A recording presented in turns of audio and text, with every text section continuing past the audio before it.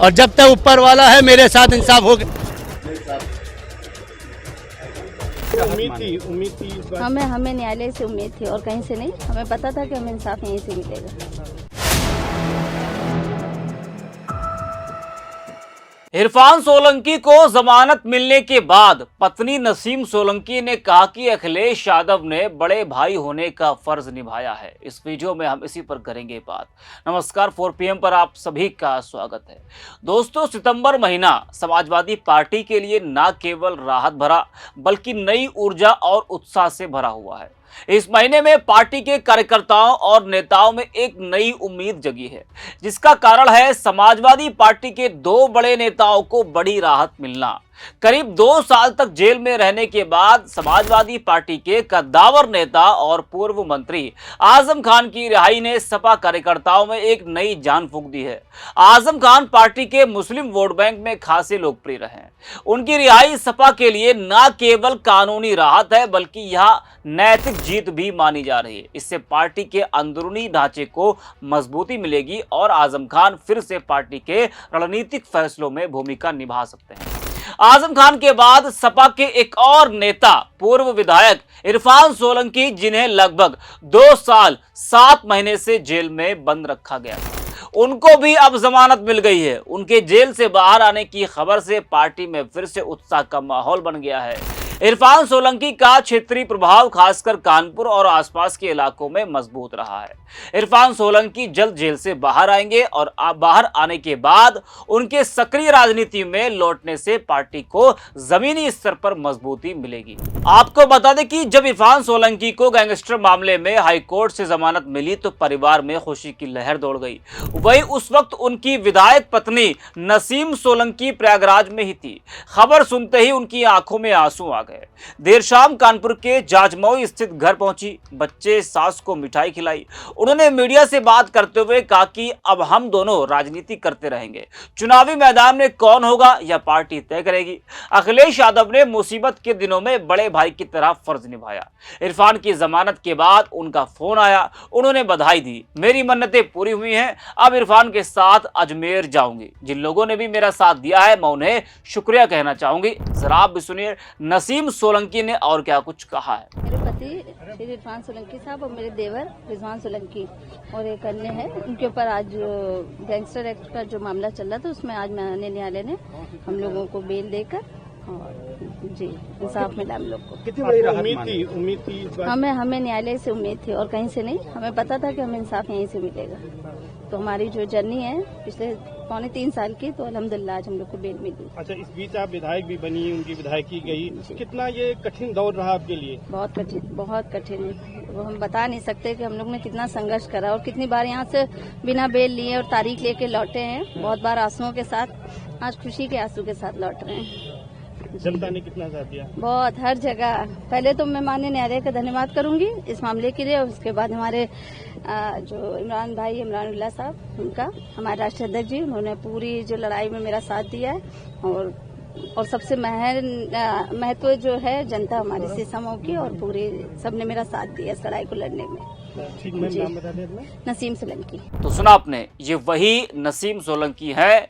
जब इरफान सोलंकी की सजा होने के बाद विधायकी गई तो वहां पर सीसामऊ में उपचुनाव हुआ और समाजवादी पार्टी ने इरफान सोलंकी की पत्नी नसीम सोलंकी को टिकट दिया। नसीम सोलंकी वहां से जीत गई और वो सपा की विधायक बन गई। जाहिर सी बात है कि लंबे वक्त के बाद जब पति के बाहर आने का रास्ता साफ हुआ है तो खुशी तो होगी ही।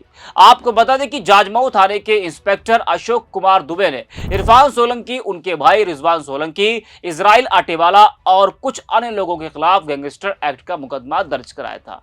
इस मामले में इरफान सोलंकी को गैंग का लीडर बताया गया था। वर्तमान में इरफान सोलंकी महाराजगंज जेल में और रिजवान सोलंकी व इजराइल आटेवाला कानपुर जेल में बंद है। इस जमानत के बाद अब ये सभी रिहा हो सकेंगे। इरफान सोलंकी को जमानत मिलने की खुशी में इरफान के परिजनों के साथ समर्थकों में भी खासा उत्साह है। सपा विधायक अमिताभ वाजपेयी ने भी इरफान सोलंकी की जमानत मंजूर होने पर अपने कार्यालय में जश्न मनाकर मिठाई बांटी। इसके साथ ही उन्होंने इरफान मामले को लेकर सरकार पर भी कटाक्ष किए हैं। इरफान सोलंकी से पहले सपा नेता आजम खान की रिहाई हुई और इन दोनों नेताओं की रिहाई से समाजवादी पार्टी के कार्यकर्ताओं का मनोबल काफी ज्यादा बढ़ा है।